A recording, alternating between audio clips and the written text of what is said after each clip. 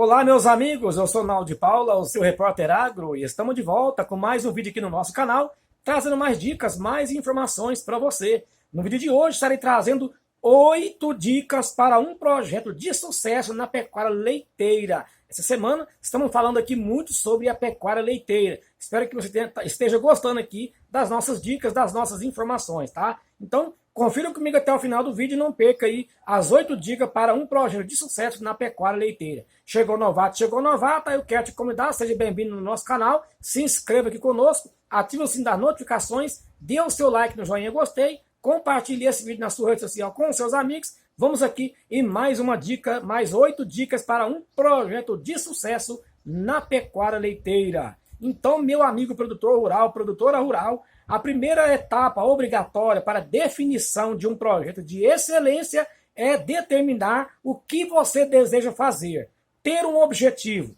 Esse será o alvo de todo o seu trabalho. Então, na execução de um projeto de sucesso na pecuária leiteira, a definição do objetivo é como antes de iniciar uma viagem. Então, precisamos de definir o destino para onde se está indo, não é verdade? Então, essa é a regra. Vamos começar com essas 8 dicas. Na primeira aqui, ó, definição do objetivo, é a primeira. Então, todas as decisões a serem tomadas na elaboração de um projeto estarão sendo muito influenciadas pelo objetivo. Por isso, deve-se dar atenção a uma clara definição do mesmo, tá? O objetivo de um projeto ou sistema de produção deve ser definido pelos empresários. Somente o empresário ou a alta gestão de uma empresa pode definir o objetivo, né? E toda essa empresa terá um reflexo direto ou indireto, né, do que pensa aí a sua alta gestão. E, claro, é fundamental tomar alguns cuidados na definição do objetivo. Então, por exemplo, defina um objetivo verdadeiro. É comum as pessoas dizerem que o objetivo de um negócio é ter o máximo retorno de capital investido, por saberem que esta é a proposta do mundo capitalista, né, e que propostas diferentes seriam recriminadas ou até mesmo discriminadas. Então, sempre que define um objetivo, é importante que haja um aprofundamento nessa análise para se evitar uma definição superficial que não expressa, né, o verdadeiro sentimento do empresário, tá ok? Então existem sistemas que não têm como objetivo central a máxima remuneração do capital. Isso deve ser percebido e tratado com naturalidade. Esses sistemas precisam ser tratados de acordo com o verdadeiro objetivo. Qualidade de vida, adequação ao ideal de vida do empresário, nível de estresse provocado pelo sistema, realização de um sonho pessoal, prazer e status podem ser fatores que alteram o objetivo de um sistema e devem ser considerados, tá ok? Então, o ideal é se aprofunde no objetivo. A definição, no caso do objetivo, deve ser feita de forma profunda, analisando a definição do contexto pessoal e profissional do empresário. E, claro, se o objetivo for o lucro, deve-se pensar qual o objetivo daquele lucro, entendeu? Para onde a empresa e o empresário querem verdadeiramente ir? Já é uma pergunta interessante. O crescimento será indeterminado ou existe uma pretensão de crescer até determinado ponto e cuidar de outras prioridades? Qual o nível de sacrifício se está disposto a fazer para atingir esse objetivo? Esse projeto é o principal projeto de vida do empresário ou é só mais um projeto? Quanto tempo o empresário pode esperar para atingir esse objetivo? E qual a importância desse projeto na estabilidade futura desse empresário? Veja isso, entendeu? Dica 2, perfil do empresário. Então, na definição do projeto, é fundamental que se faça uma boa análise do perfil do empresário, pondere as seguintes características. Então, entre elas estão a origem, o empresário tem origem relacionada com a atividade ou está interessado recentemente e não tem conhecimento amplo do negócio. Gosto pessoal. As preferências pessoais do empresário devem ser conhecidas e levadas em consideração. Desde que isso não seja tecnicamente contraindicado, deve-se tentar adequar o projeto às preferências pessoais do empresário, assim como a adequação de um funcionário a uma função relacionada com as suas preferências pessoais. É, no caso, um fator de motivação. A adequação de um projeto às preferências do empresário deve motivá-lo também. Então, cuidado apenas para não abrir mão de definições técnicas importantes em função de preferências pessoais. Nesse caso, exercite a capacidade de argumentação e convença o empresário das razões para a melhor opção. Disponibilidade de tempo e interesse em fazer a gestão do empreendimento. Então, meu amigo e minha amiga, o empresário planeja fazer a gestão ou ele irá delegar para uma pessoa contratada? Se planejar fazer a gestão, qual é a sua capacidade e experiência administrativa? Em uma gestão contratada, o sistema pode substituir a pessoa e buscar o perfil ideal. Então, quando o gestor é o próprio empresário, ele não pode ser substituído e por isso o sistema tem que investir em seu crescimento e estar compatível aí às suas limitações, tá ok? Próximo, capacidade de delegar responsabilidade. Esse é o próximo tópico.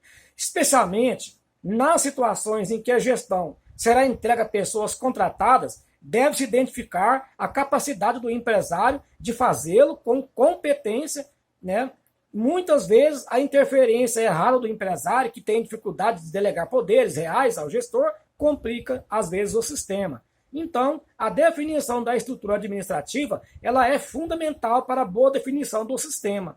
Então, um sistema deve, no caso, ter complexidade compatível com a estrutura administrativa. Próximo tópico, capacidade de investimento. O dimensionamento e a velocidade de implementação de um sistema vão depender diretamente da capacidade de investimento do empresário. Próximo tópico, pretensão de lucro. Cada pessoa tem uma pretensão financeira diferentemente, em função do próprio horizonte que vislumbra. E isso é fundamental nos processos de contratação e não se deve contratar alguém que pretende ganhar 5 mil por mês para ser ordenador. Da mesma forma, deve-se considerar a pretensão do empresário para a definição de um projeto. O empresário acostumado a trabalhar com negócios milionários não deve ter uma fazenda de 40 vacas em lactação, pois não vai tratá-la como um negócio importante. Por outro lado, um produtor rural que passou a vida gerenciando uma fazenda, que cresceu dos 200 para os 600 litros diários, vai se realizar se um projeto bem feito for capaz de levá-lo a uma produção de 1.500 litros diários e não vai conviver bem com a ideia de possuir um mega projeto com 1.000 vacas em lactação. Terceiro tópico, definição das condições pré-existentes. A fazenda. Então, algumas vezes, um projeto ele pode ser executado para um cliente que ainda não tem a fazenda.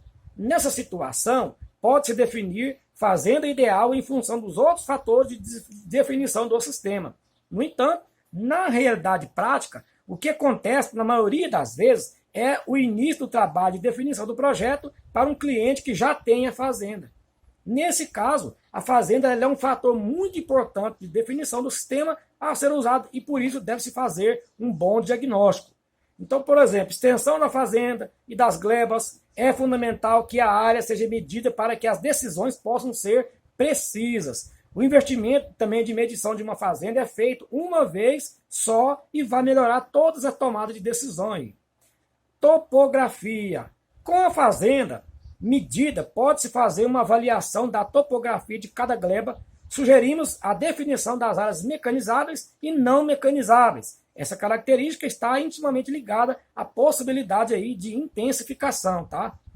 Qualidade do solo. Deve-se fazer uma boa avaliação da qualidade do solo e a serem trabalhados. A participação de um agrônomo experiente, com boa experiência, é fundamental nessa etapa e a análise do solo será fundamental para que se tenha uma visão adequada do nível de fertilidade pré-existente.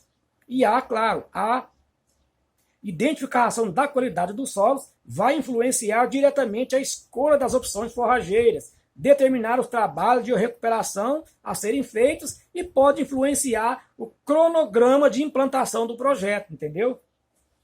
Possibilidade de irrigação, outro interessante. A disponibilidade de água para irrigação e o estudo da viabilidade de outorga dessa água devem ser avaliados para que se pondere, no caso, a viabilidade ou não de envolver irrigação no projeto. Então, culturas pré-existentes, de preferência de posse do mapa, com as medidas precisas, de cada gleba, deve-se definir quais culturas, né, pré-existentes na fazenda. Nas glebas de pasto, definir que espécie está presente e a condição em que está vegetando, se está em bom estado ou em degradado. Nas glebas de cultura entre milho e soja, é importante que se tenha uma referência das produções anteriores e que se faça uma avaliação do estado das glebas, entendeu? Quarto tópico, clima e pluviometria. Na fase de diagnóstico, é fundamental que se faça um bom estudo de condições climáticas da região. A variação climática ao longo do ano deve ser analisada cuidadosamente e a variação, né, climática ao longo do ano deve ser analisada devidamente com todo o cuidado. E, claro, deve-se buscar informações de estações meteorológicas próximas, de preferência com dados de muitos anos, para evitar ser influenciado por informações pouco precisas. A temperatura, umidade ao longo do ano tem grande influência na definição da raça a ser usada. Quinto, mercado. Faça uma análise de mercado dos produtos que serão vendidos pelo sistema. Se o sistema vai vender leite in natura, procure avaliar o mercado regional, quem são os compradores, qual tem sido a sua política, como o mercado regional se comporta ao longo do ano e como se compara com o de outras regiões do país. Faça também uma análise de mercado nacional e mundial, tentando vislumbrar as tendências futuras. Avalie também a possibilidade de verticalização do sistema para isso. Pondere quais são os centros potencialmente consumidores e que distância se situa e que perfil de produto poderia atendê-los. Pondere também se o empresário tem perfil para assumir mais esse desafio e se o dimensionamento do sistema está compatível com o tipo de verticalização. Analise o mercado de animais. A comercialização de animais ela pode ser importante para o sistema. Entenda como é o perfil do mercado de animais da região e avalie a possibilidade de atuar em outros mercados. Associe isso à capacidade do empresário de fazer um bom marketing, uma boa condição de vendas. Avalie também, se for o caso, o mercado para a compra de animais para a implantação do projeto. Faça um estudo do mercado dos produtos a serem comprados pelo sistema. Veja as opções regionais de subprodutos. Analise a distância e a disponibilidade dos produtos que serão usados na alimentação. Veja o mercado de corretivos e fertilizantes. Algumas regiões ganham competitividade por estarem situadas estrategicamente próximo ao mercado de insumos, entendeu? Sexto tópico, as pessoas. Então, é muito importante que se faça também uma análise do perfil das pessoas envolvidas no processo. Procure se aproximar das pessoas que trabalham nos diversos níveis da empresa. Uma análise dessas pessoas vão apontar fatores importantes na definição do desafio de implementar o projeto e pode direcionar a definição do sistema de produção a ser implementado. E alguns fatores devem ser observados. Entre eles, as pessoas estão satisfeitas e têm uma relação positiva com a empresa? A resposta a essa pergunta vai sinalizar a capacidade do gestor de motivar a equipe e envolvê-la nos desafios da empresa. A implementação de sistema mais complexo vai exigir esse tipo de habilidade. Próximo, as pessoas têm influência nos aspectos econômicos em suas decisões?